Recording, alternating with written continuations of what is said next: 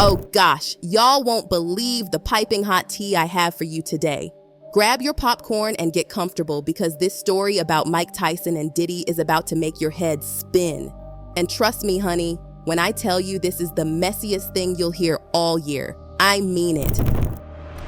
P. Diddy was up to no good, okay? He looked like he was grabbing up on Mike Tyson. Mike Tyson wasn't having it. I believe the fight was the opportunity for it to happen. Everybody knew everybody was going to be there. And the people that wasn't there because they knew who was going to be there. Child, let me catch my breath because what I'm about to tell you is wild. The streets are absolutely burning with this shocking revelation about Mike Tyson. And baby, it's way more humiliating than getting knocked out by Jake Paul. Can you believe these rumors floating around about Iron Mike allegedly being Diddy's boy toy? I literally had to sit down when I heard this tea. But wait, because it gets even juicier. Mike isn't staying quiet about this situation. No ma'am! He's coming out swinging with his side of the story, claiming Diddy allegedly forced him into some kind of humiliation ritual. Like, excuse me? What in the name of all things holy is going on in Hollywood? Now, we all know about Diddy's legendary parties, right? Those exclusive hush-hush gatherings where only the most elite celebrities get that golden ticket invitation. Well, sweetie, apparently these weren't just your regular champagne-popping, music-blasting events. The word on these streets is that these parties were Diddy's personal playground, where he could manipulate people like a master puppeteer.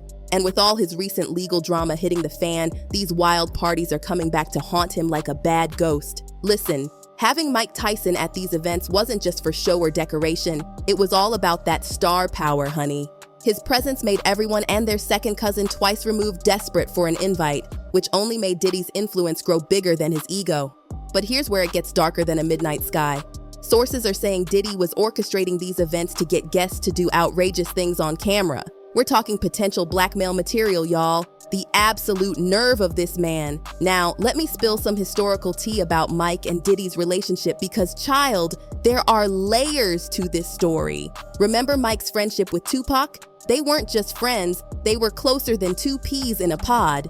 So when Tupac was tragically killed, allegedly by someone on Diddy's payroll, Mike was absolutely devastated. I mean, wouldn't you be if someone took out your brother from another mother? The way Mike talks about Tupac just breaks my heart into a million pieces. He gets so emotional, saying every single moment with Tupac was explosive and memorable. And get this, his biggest regret? It wasn't about losing a fight or anything career-related. It was about turning down smoking with Tupac. Can you believe it? He was trying to protect his public image, but now he wishes he'd just lived in that moment with his friend. That's the kind of thing that keeps you up at night, questioning all your life choices. But Chile, let me tell you what really sent me over the edge. What Mike revealed during that Fat Joe interview. It had me clutching my pearls and reaching for my smelling salts. He basically said Tupac's death wasn't some random act of violence. It was all planned like a military operation. Without naming names directly, Mike was dropping hints bigger than my grandma's Sunday dinner about who might have been pulling those strings. Oh, it truly is about the Benjamin, as we see. Oh yes, he's glittering. It truly is about the Benjamin. Yeah. Well, now when we come back, we're going to talk more with Puffy, and if you want to hang out, more than welcome to stick around, my brother. All right, we'll be right back with more right after this. Y'all see how Mike moved away when Diddy touched him in that clip? That body language was screaming louder than a church choir. Like, honey, even in retirement, Mike Tyson isn't someone you want to test. This is the same man who bit Evander Holyfield's ear off in the ring. A whole ear. Diddy might be a music mogul with all his millions, but there are some people you just don't want to mess with, and Iron Mike is definitely one of them. Speaking of messing with people, let me spill some more scalding hot tea about these infamous parties. Jamie Foxx, yes, the Jamie Foxx, Academy Award winner and everything, thought he hit the jackpot when he got invited to one of these exclusive events.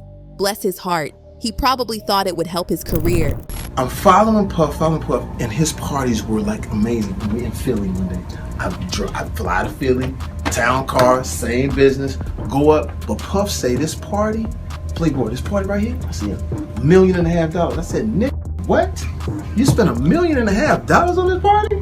But hold on to your wigs and secure your edges, because the fat Jewish's story about these parties is about to make your jaw drop to the floor and roll under the couch. When he went to Diddy's Miami mansion, what he witnessed, Lord, give me strength to tell this story. I went to a party on Star Island in Miami where P. Diddy has a private residence. I had no business being there. I was with a famed house producer who was DJing the party. Sure. And I will keep his name out of it. Yep. And I took a whole bunch of ecstasy because everyone there was taking ecstasy. It was basically me and like beautiful like ethnic models, like just beautiful women who I obviously had no interest in because it's the Big Pimpin' video. That's not my type. Right. We're gonna stick to Peppa, please. Yeah, we're gonna stick to Peppa and ghouls from Us Weekly. Right. So I'm like kind of stumbling around. It's like, it's all like, my man is telling me that like, every third person is some executive, got behind the scenes guys who I don't recognize. It's a high end crowd. Very high end. And there's no joke, there's maybe 100 people. Chile. Imagine walking into what you think is just a regular bathroom and finding that. The fat Jewish walked in on something that would make a reality TV producer blush. There was Diddy looking way too comfortable with Felix the House Cat and a whole group of men huddled together like they were planning the next Ocean's 11 movie. Except this wasn't about robbing a casino, if you know what I mean. Puff Daddy and Felix the House Cat, famed house music producer, Yeah, no, I know are who that is. basically spooning each other. I swear to God, they're basically spooning and they're drinking a glass of Hennessy and they're like sharing it. They're like passing it back and forth. And everyone's talking. And everyone's just like talking. Yeah. And then as soon as I see them, I'm like, all men though. There's not one woman in this room. all men. And they're all 100% on ecstasy. Like you can see Diddy's in like white linen being like, oh my God, like rub ice on my nipples. Right. Like, oh, you're one of my best friends. Right. So the minute I make eye contact with him, like a gigantic bouncer comes over and says, get the fuck out. Because a lot of people turned and looked at me because it was very unexpected that like a fat guy with an afro, with like no shirt on basically, like an open windbreaker, opened the door to like this like... You are kind of a buzzkill.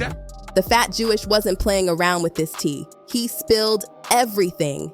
And bless his strategic heart, he made sure to document everything just in case something happened to him later. I mean, when you have to worry about your safety after attending a party, baby, that's not a party, that's a situation with a capital S. Were you nervous at all in like a Breaking Bad kind of way that maybe people were going to be sent to your house or something? Like, 100%. Because I'd be a little nervous. See, now, what I'm doing to combat that is by talking about it publicly on and then podcasts. because this will come back. Right. Because I'm most safe if I talk about it publicly. That's so crazy. Right.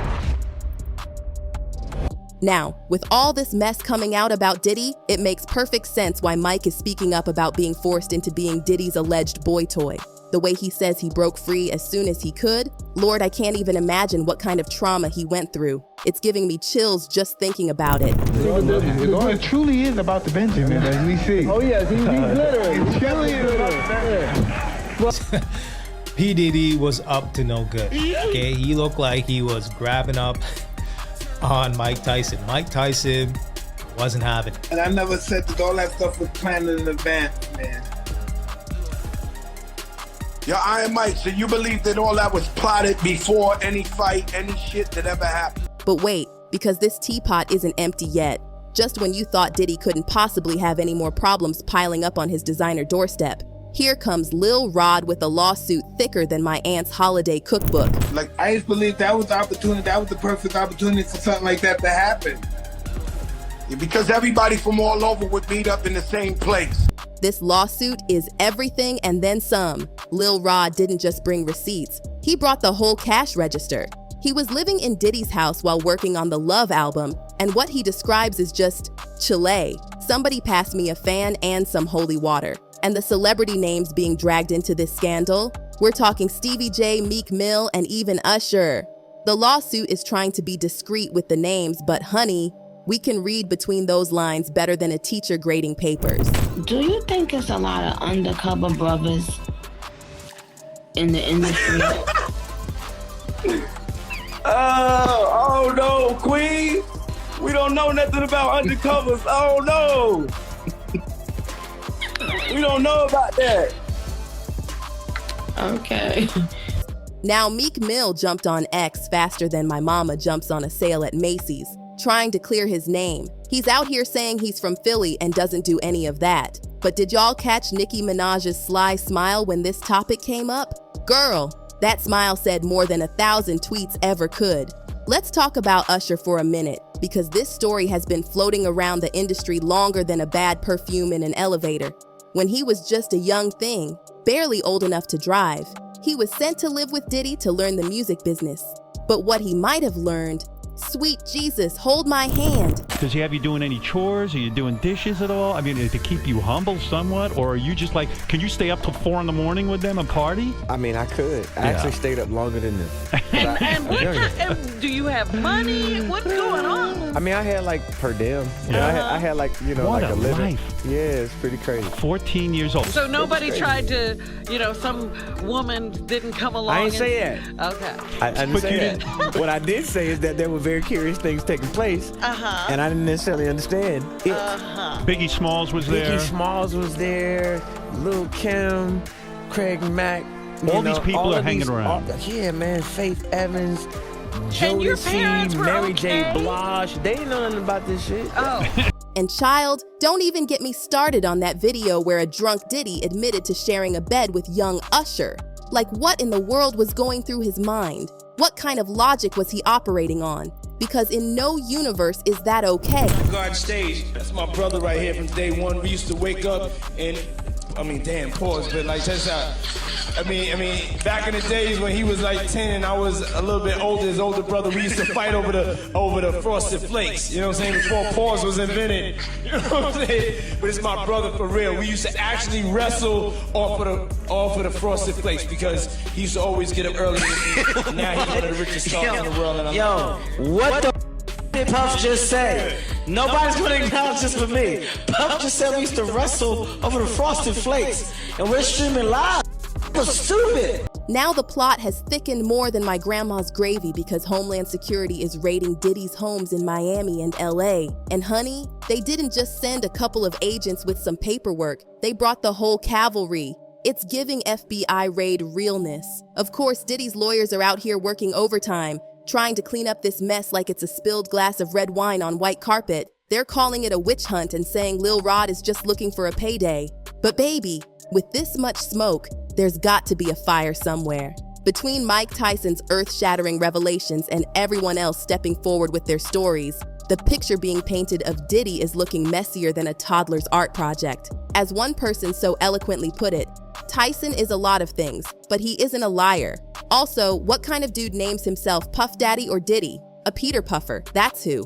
And honestly, where is the lie? The questions keeping me up at night are just piling up. Is Mike Tyson sitting on more tea about Diddy that could flood the streets? Will he come forward with more evidence that could shake the industry to its core? And who was he really talking about when he said Tupac's murder was planned like a Hollywood movie? The suspense is killing me. Drop your thoughts in the comments below because this drama is far from over. And trust me, the way things are going, we're going to need more popcorn, more wine, and definitely more seats for all this tea that's about to be spilled. Stay tuned because something tells me this story is just getting started. Remember, in Hollywood, the truth is always stranger than fiction. And this story, baby, it's giving us everything and then some. Keep watching this space because you know your girl will be back with more updates as this messy situation continues to unfold.